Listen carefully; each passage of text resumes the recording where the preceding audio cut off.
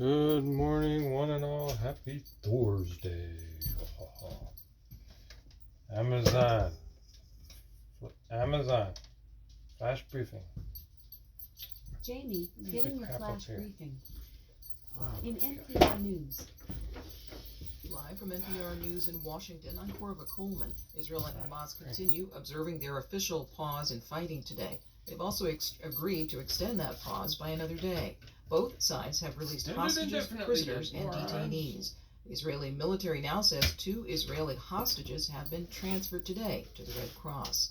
Secretary of State Antony Blinken is in Israel and the West Bank today, meeting Israeli and Palestinian leaders. Meanwhile, Israeli police say 2 Palestinian gunmen opened fire at a bus stop in Jerusalem today, killing at least 3 Israelis and wounding more than a dozen others.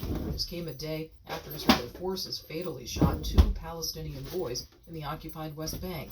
NPR's Daniel Estrin reports from Tel Aviv. The Jerusalem shooting is the first Palestinian attack on civilians since the Israel-Hamas war began last month. Police say off-duty soldiers and a civilian returned fire, killing They've the been gunman. nothing but Police say they found more ammunition man. in the gunman's car. Israeli Prime Minister Benjamin Netanyahu said his government would expand its efforts to distribute weapons to Israeli civilians. Everyone moved The day south before, and then they dropped the Palestinian bombs on the officials south. said Israeli troops killed an 8-year-old and a 15-year-old during a raid on the Palestinian city of Jenin. The Israeli military said it killed 2 militants in the raid. Daniel Estrin, NPR News, Tel Aviv. The World Climate Summit has opened in the United Arab Emirates. Delegates have quickly made progress. They've agreed to launch a fund to compensate less well-off nations suffering damage from climate change. The conference's leader, Sultan Al Jaber, highlighted the quick action. We're going to invade the north. Everyone go south. Okay, bomb the south. Okay, now invade the north so we look like we're told the truth. For all of us, free of the obstacles and the detours of the past. That new road starts with a decision that is ambitious and accelerates action to 2030. Vice President Harris is going to the summit in Dubai this weekend. At the start of the last trading day of the month, stocks are trading mixed. The Dow Jones Industrials are up 250 points after the release of new inflation data. As NPR's David Gura tells us, the new report is another indication higher interest rates are having an effect on consumer spending. The core personal consumption expenditures price index is, yes, a mouthful. It's also the Federal Reserve's preferred inflation gauge. It doesn't include volatile items like inflation, food and don't energy. they? And core PCE was up 0.2% from September to October and 3.5% from a year ago. That's another indication people are slowing their spending, and Wall Street expects it will convince the Fed to keep interest rates where they are. Boy, they're not going to like you said that out loud. While the software company Salesforce is trading higher after it reported earnings that beat expectations on Wednesday after the closing bell. David Gura, NPR News, New York. On Wall Street, the Dow's now up 240 points. It's NPR. The House is expected to vote tomorrow to expel New York Congressman George Santos, who faces federal corruption charges. Santos says he is innocent, and he says he'll now seek to expel New York Democratic Congressman Jamal Bowman. Bowman has pleaded guilty to pulling a fire alarm at a House office building. The lead singer of the Irish punk band The Pogues has died. That's according to an Instagram post by his wife. Shane MacGowan was 65. NPR's Lauren Freyer reports from London. Shane MacGowan was best known for this 1987 Christmas-time ballad.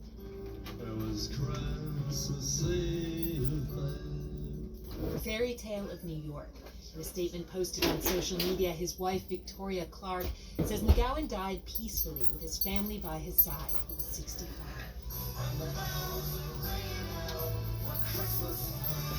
The Pogues transformed Irish traditional music. MacGowan was born in England to Irish parents, expelled from school, spent time in a psychiatric hospital, and struggled with alcohol and drug addiction, which he wrote about in his often profanity-laced songs.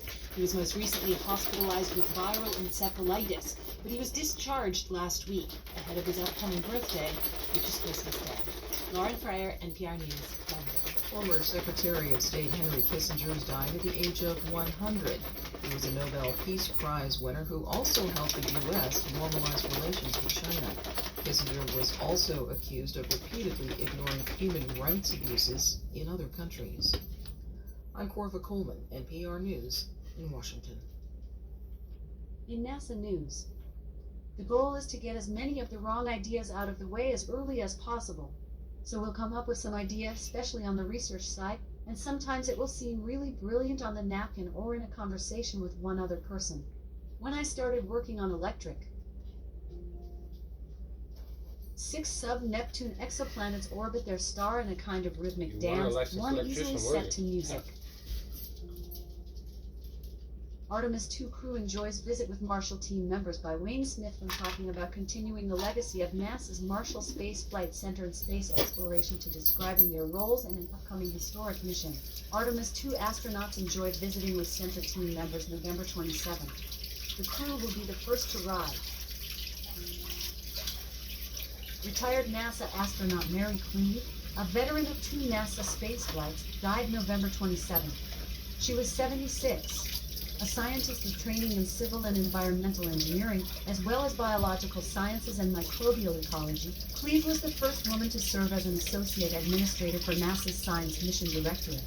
Born in Southampton, New York, NASA conducted the third RS-25 engine hot fire in a critical 12-test certification series November 29, demonstrating a key capability necessary for flight of the SLS Space Launch System rocket during Artemis missions to the moon and beyond. NASA is conducting a series of tests to certify new manufacturing processes for producing RS-25 engines for in weather. In Seattle, it's 36 degrees Fahrenheit with cloudy skies. Today, you can look for rainy weather with a high of 44 degrees and a low of 39 degrees. Probably a good thing. From NASA. The goal is to get as many of the wrong ideas out of the way as early as possible. So we'll come up with some ideas, especially on the research side. Off. Amazon. Tell us a joke. Did you hear about the new electric car from Germany? It's called a Volkswagen.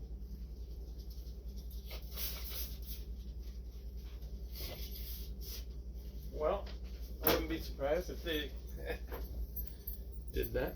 All right. Everyone have a happy, wonderful Thursday.